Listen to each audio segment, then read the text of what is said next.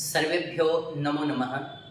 आज फिर जयपाल शास्त्री संस्कृत चैनल में आप सभी विद्वानों का हार्दिक अभिनंदन है, स्वागत है।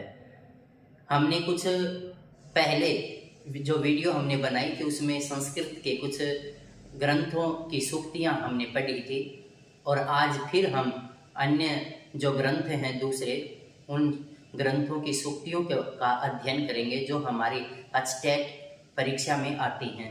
और ये चैनल सभी संस्कृत विद्यार्थियों के लिए निःशुल्क प्रदान किया जा रहा है। मृच्छकटिकम, ये सारी की सारी सूक्तियाँ मृच्छकटिकम नाटक की हैं। इसकी पहली सूक्ति है अल्प क्लेशम मरणम दारिद्र्य मनंतकम दुखम। कहता है कि गरीबी में मरने, एक ही बार में मरने से थोड़ा सा कष्ट होता है, लेकिन दरिद्रता में जीवन यापन करने से कदम कदम पर दुख की प्राप्ति होती रहती है। अपेयेषु तडागेषु बहुतर मुदकम भवति, जो पीने योग्य पानी से रहित तालाब होते हैं उनमें बहुत सारा पानी जमा हो जाता है। अहो निर्धनता सर्वापदा मास्पदम, कहता है कि बड़े ही आश्चर्य की बात है कि ये जो निर्धनता है सारी की सारी मुसीबतों की जड़ है। छिद्रेष्व अनर्था बहुली भवन्ति, सब लोग दोषों को ही देखने वाले होते हैं। न काल मपेक्षते स्नेह, काल किसी के स्नेह की अपेक्षा नहीं करता। न चंद्राद आतपो भवति, चंद्रमा से धूप नहीं होती, अर्थात उष्णता या गर्मी नहीं होती। बहु दोषा ही सर्वरी, रात्रि सारे के सारे दोषों की जड़ है। जितने भी बुरे काम होते हैं वो सारे रात्रि में होते हैं, इसलिए कहता है कि रात सभी दोषों की जड़ है। भाग्य कर्मेण ही धनानि भवन्ति यान्ति, भाग्य के कर्म से ही धन आता और चला जाता है। मन्ये निर्धनता परकामम अपरम षष्ठम महापातकम, मानता हूँ कि निर्धनता जो 5 महापातक दोष हैं उनमें छठा महापातक दोष माना गया है। रत्नम रत्नेन संगच्छते, रत्न सदा रत्न के साथ ही जाता है, अर्थात जो विद्वान व्यक्ति हो विद्वान व्यक्ति के साथ ही रहता है और मूर्ख मूर्ख के साथ ही रहता है। सर्वत्र आर्जवम शोभते, सब जगह अच्छाई ही सुशोभित होती है। शून्यम अपुत्रस्य गृहम चिर शून्यम नास्ति यस्य सन्मित्रम, मूर्खस्य दिशः शून्यः सर्वम शून्यम दरिद्रस्य, कहता है कि जिसका पुत्र नहीं है उसका घर सूना है और जिसका अच्छा मित्र नहीं है उसका जीवन शून्य है।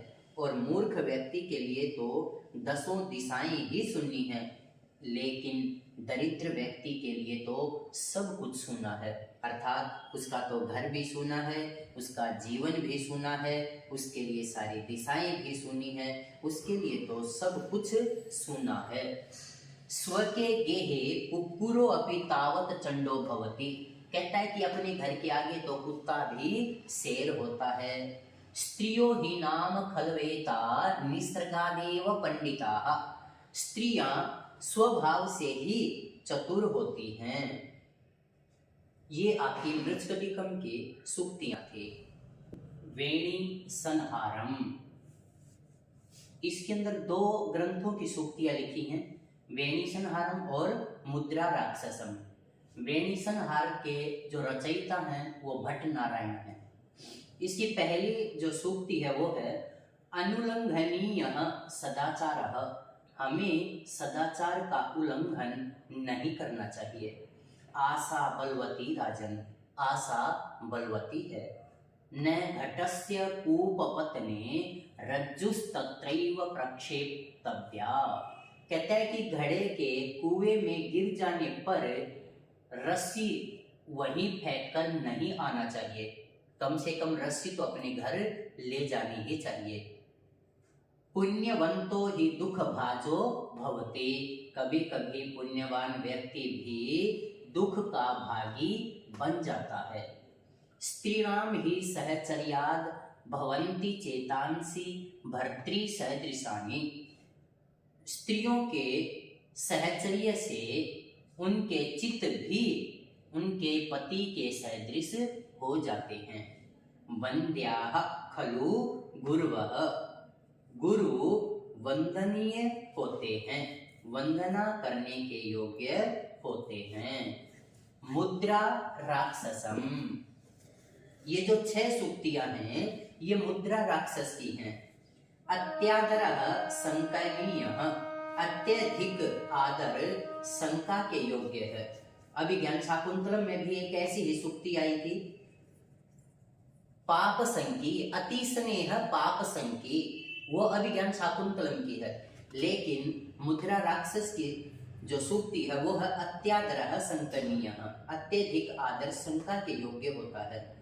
कीदृशः तृणानाम अग्निना सह विरोधः, कहता है कि जो तिनकी हैं उनका अग्नि के साथ विरोध नहीं हो सकता। न ही सर्वः सर्वम जानाति, सब कुछ सभी को प्रत्येक व्यक्ति सब कुछ जानने वाला नहीं होता। पुरंध्री नाम प्रज्ञा पुरुष गुण विज्ञान विमुखी, कहता है कि जो स्त्रियां हैं उनकी बुद्धि पुरुष के गुण और विशेष गुण के विपरीत होती है। भव्यम रक्षति भवितव्यता, अच्छाई की रक्षा करती है। हिमवती दिव्यौषधयः शीर्षे सर्पः समाविष्टः, कहता है कि हिमालय दिव्य औषधियां उसके ऊपर विद्यमान होती हैं, लेकिन फिर भी उसके शीर्ष पर जो नाग हैं, सांप हैं, वे लिपटे रहते हैं। अर्थात हिमालय दिव्य औषधियों की तो खान है, लेकिन शीतलता होने के कारण उसके शीर्ष पर सांप लिपटे रहते हैं। ये आपके वेणीसंहार और मुद्रा राक्षस की सूक्तियां थी।